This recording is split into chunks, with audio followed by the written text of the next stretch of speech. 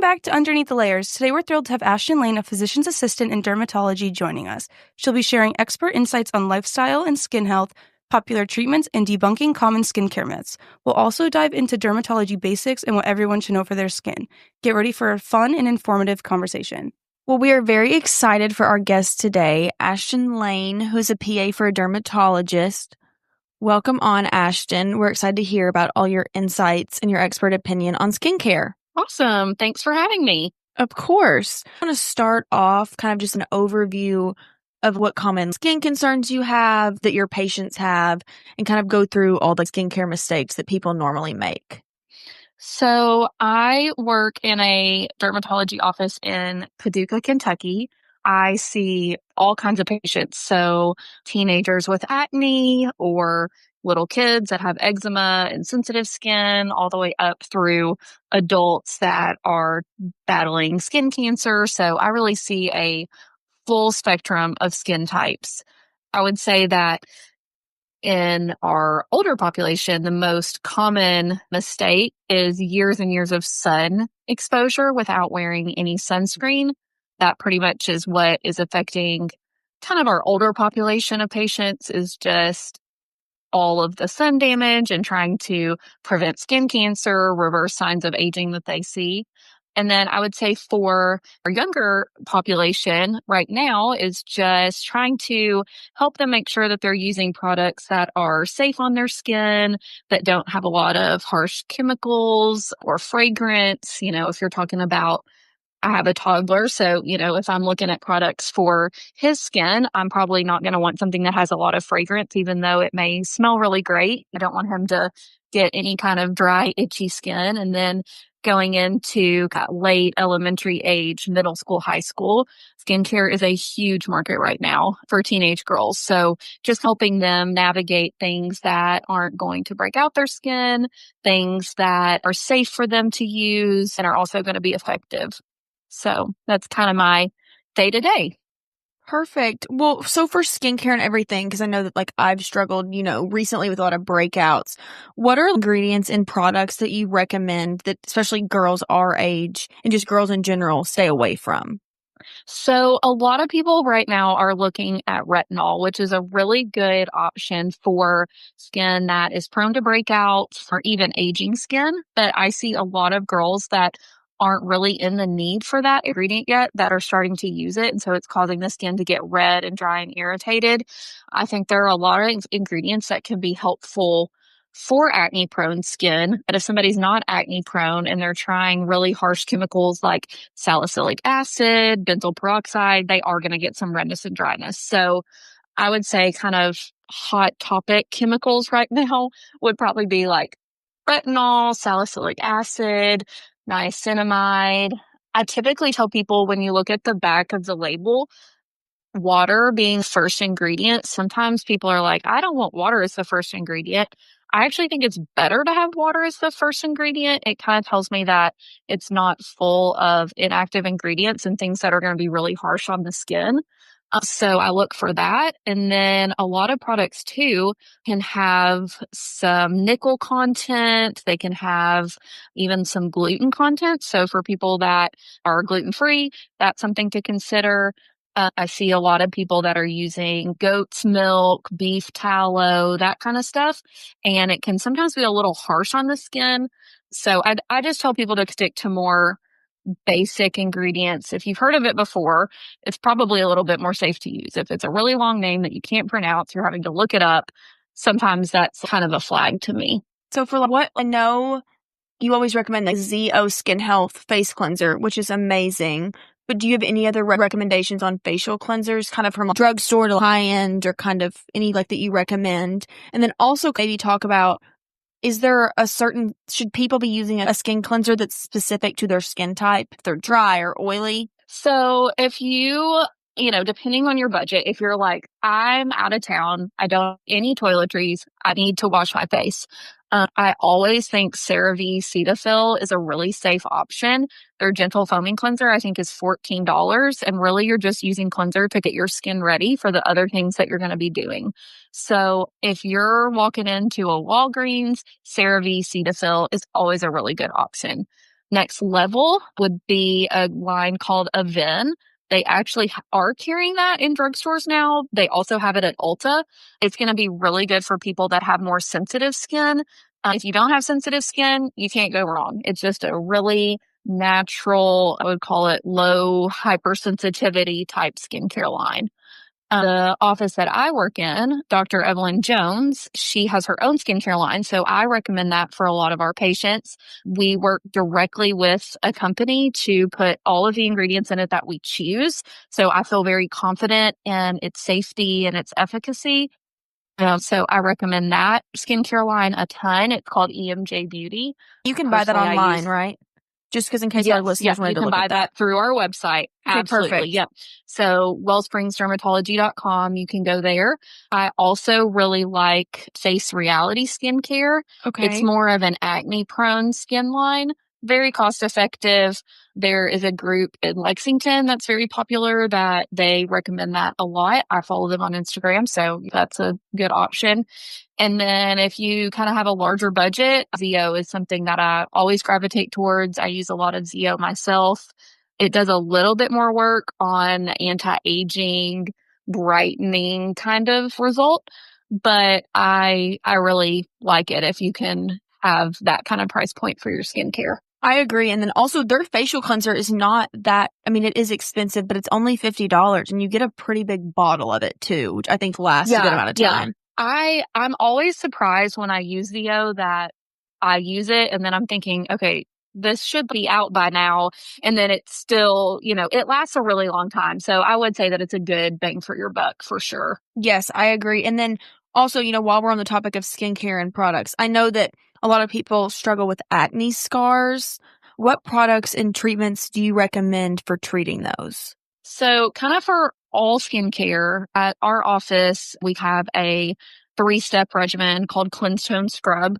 So all skin types, in my opinion, should be using a cleanser twice a day. And then after that, using something called a toner.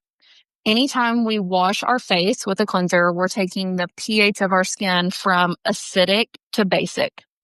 Any products that we put on, whether it's sunscreen, a retinol, salicylic acid, is acidic. And so if we don't neutralize the pH of the skin, all of our products are just going to sit on top of the skin. They're not going to get very well absorbed.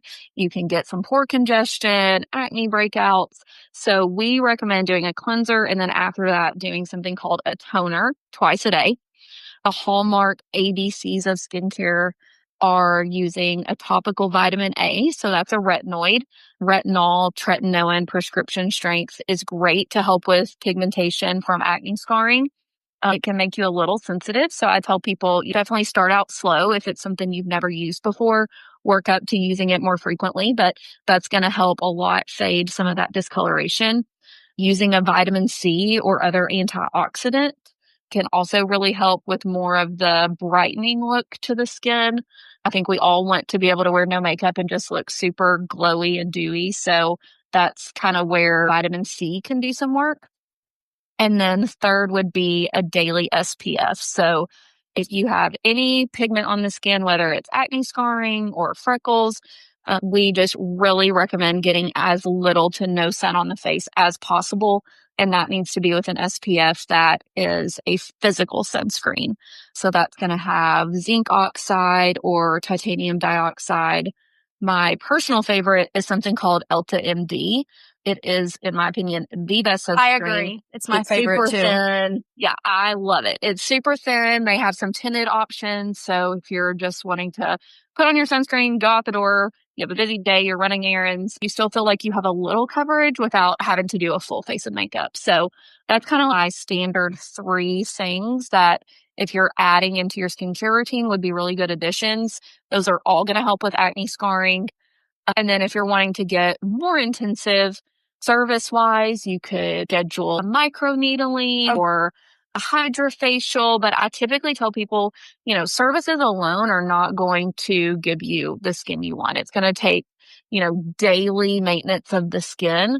Think about if you're trying to lose weight, if you exercise once a week or once a month, you're probably not going to build strong muscle. Kind of same goes for skincare. So it needs to be something that you're doing diligently, and services can definitely add or supplement what you're doing at baseline.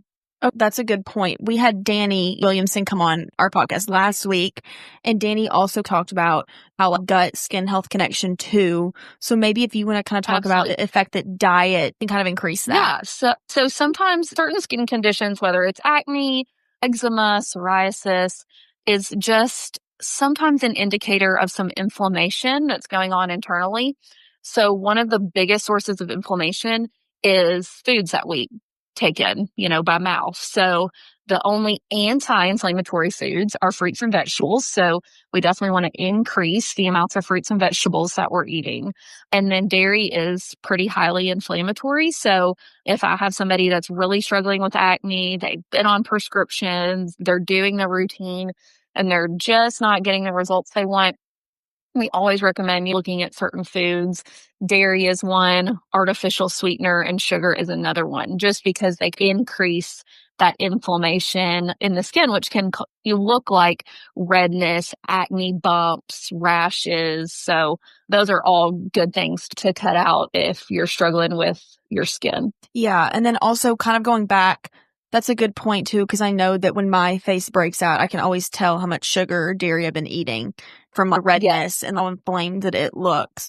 But I know that there's sometimes there's kind of a common misconception. I kind of want to hear your opinion on this, that people think that, sometimes the sun can help acne and can cure acne scars. What is your kind of advice or opinion on that? Because I know that there's a lot of extra views regarding that. Yeah, so I am always going to go for no sun, less sun.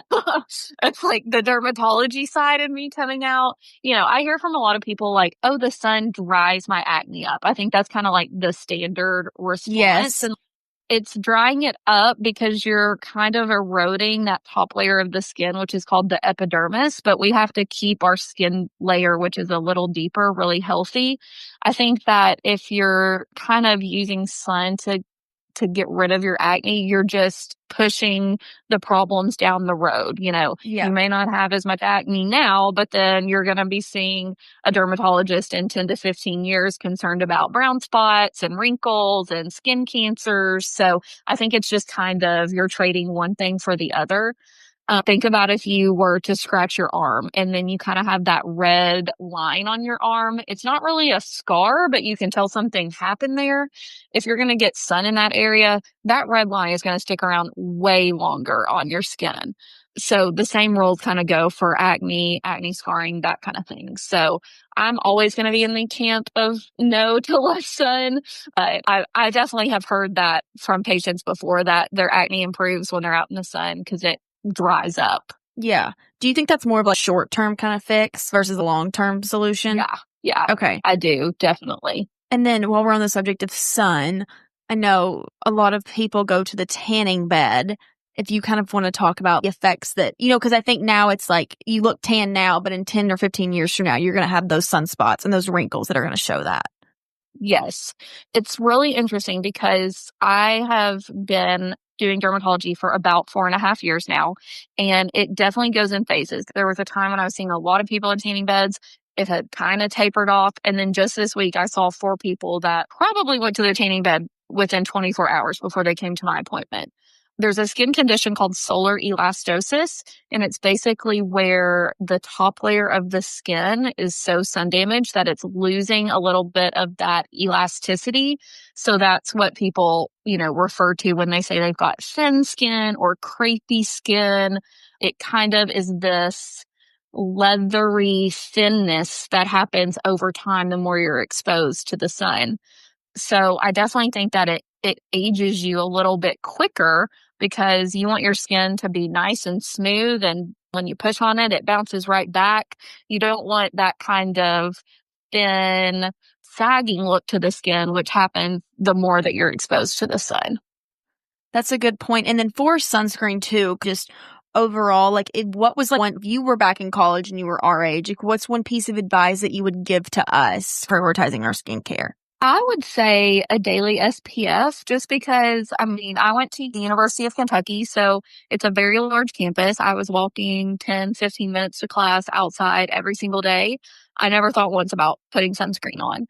So just kind of adding that into your skincare routine, if it's just a normal step that you do, you're going to get used to it. And that's really giving you a lot of protection. Like I said, the Elta MD, it's really thin. It has hyaluronic acid, so it's going to be really hydrating. It goes on super smooth. If you're wanting to wear makeup, it's almost like a good primer to kind of get your skin ready for your makeup. I just think it helps everything go on so smooth. So if you just add that in as a step, it's going to feel pretty natural to you to do that every day. That's kind of my routine now. I can't, in probably 4 years, there's never been a day that I've not left the house with sunscreen on my face. It's just become that a part of my routine. And I think if you find the right sunscreen, you're going to feel like you're just putting on a lotion or a moisturizer, not like a big old swab of white, gunky sunscreen you think of from, 10 to 15 years ago. The sunscreen industry's really kind of evolved. So I think there are great options. And that would be one thing I would tell college girls. This is something very easy you can add into your routine, and you're going to see benefits for years to come. Yes, and I use the Elta MD sunscreen, and I love it. I do as well. I put it on, or I tried to put it on every morning. It's very lightweight, and it's not very cakey and heavy, and I even use it. Yeah, it doesn't feel like a sunscreen to me. It feels like a lotion. Yes. And then did they make body sunscreen as well? Because I know that sometimes body sunscreen too, I feel like is kind of a hit or miss. Yeah, so they make a lotion, which is a little on the thicker side. Okay. The kind of traditional, in my opinion, physical sunscreen is Blue Lizard. That I remember that's what my mom used on me like my entire life. And you would just be like rubbing and rubbing, and it would never smooth. And you were white for days after it. You were white, like for days and days after. So Elta MD lotion, it's a little thicker, more like a Blue Lizard, but it goes on well. You still, in my opinion, get a little thickness with that. For my toddler, it's totally fine. For me, I'm probably not going to want a white, thick layer on. Yeah, me either. Yep. Elta MD now has a spray, which is fabulous. So it sprays on. It's pretty thin. It's not going to be like a traditional spray where you spray it and go. You do kind of have to rub it in like a lotion. That's what I've been using for the last probably year since it came out. That's the one that I really like. Okay. And then and I know sometimes a lot of people think that you're not going to get any sun if you wear sunscreen, but you will still get sun while wearing sunscreen, right? Yeah, so it kind of depends on the sunscreen that you have on. If you have on a physical sunscreen, so like the Elta MD zinc or titanium oxide, the goal is that it completely blocks sun through. Now, you're really supposed to reapply about every 2 hours. That's hard to do. I will be honest. There are many days that I'm not reapplying every 2 hours if I'm out in the sun. More traditional sunscreens are just kind of make like a meshwork over your skin. You're still going to be able to get some light through, but you're definitely going to be preventing sun exposure more than you would if you had no sunscreen on at all. Okay, yeah, definitely. Because I think that I do try to be, having you in my family. I feel like I have your voice in my head always being like, Reagan, put sunscreen on, Reagan, put sunscreen on, when I do not want to. And then tanning oil too. What do you think about tanning oil? Does that have SPF in it? Is that okay to use, or just sunscreen? I would just stick to a sunscreen. I think that right now there are so many sunless tanner options. Yes. Tanning foams that work great. They give you a really natural, pretty color. They're very easy to put on. If they're not irritating your skin, I'm always going to be like, hey, give yourself a fake tan over, go get a base tan. Tanning oils, in theory, don't really have SPF in them. I've seen some that say they have an SPF of like 5 or 8, and I just don't really think that's giving you any sun protection at all. I don't know. Sometimes I just feel like it takes me a while to get tan. Everyone knows, I'm a big self-tanner. I'm a big self-tanner too. Yeah. Big self-tanner, because I feel like it takes a long time as well. And then you don't think that the chemicals in self-tan or like spray tans or anything are hurting your skin, do you? It depends on your skin type, honestly. I think if you're more prone to sensitive skin, then you might have some problems. If you're a little bit worried about how you would react, I recommend doing something called a patch test. So just on your leg or your arm, make a circle with your finger and just do it in that area and, kind of see if you have any reaction. Sometimes you're going to have a reaction within 24, 48 hours. Sometimes it can be 4 to 6 days later. So if you, have an event coming up, you're wanting to do a spray tan, you're doing one at home, I would do a small little test if you've never used that product before and you're a little bit worried about having any kind of sensitivity. So just do a little spot test on the leg or arm and then give yourself, 4 to 6 days to kind of make sure that your skin doesn't get irritated in that area. Okay, perfect. That's good advice. Thank you so much, Ashton, for coming on today. I definitely am going to put I definitely will tell more people about, the Evelyn Jones skincare line and the ZO skincare line, as well as the Ulta MD. So I appreciate your expert opinion. Thanks so much. Thanks for having me. Of course. Thanks, Ashton. I'll talk to you later. Bye. Bye. I just think that overall for skincare, I feel like, talking to Ashton, she is my cousin too. So I know, and my mom's had skin cancer, and hearing the effects I feel like that skin cancer has, I feel like you realize how early those effects start. They start earlier rather than later. Oh, definitely. I am so pale. I get yearly skin checks at the dermatologist because I am so pale. I've had spots taken off. It's just interesting hearing about her perspective on the sunscreen and skin and all of that. And then as well, I thought it was interesting her recommending, CeraVe, from a dermatologist perspective. Oh, definitely. I feel like all dermatologists recommend CeraVe as one of the lotions you should be using, face cleanser, toner. My dermatologist emphasized the toner so highly. I actually use Glowbiotics face wash and toner, and I fell in love with it. It is on the pricier side, and you only can get it on Amazon or on their website. Thank you for listening to Underneath the Layers. We hope you learned something today from Ashton Layne. Be sure to follow us on Instagram and Facebook at Underneath the Layers. Until next time, take care of yourself inside and out.